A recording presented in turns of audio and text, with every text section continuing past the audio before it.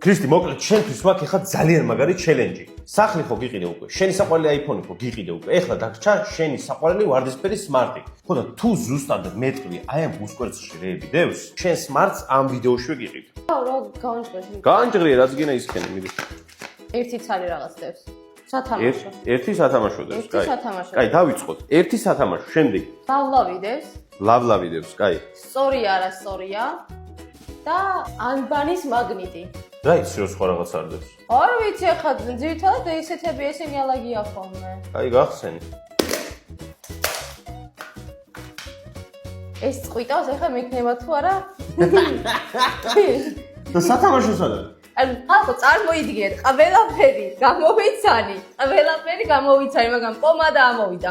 წარმოიდგინეთ, ჩემს მაშინს ვარ აი ესეთ ვარდისფერში, საჭესზე ხელი მიკიდია და პომადას ესე ვისევდით.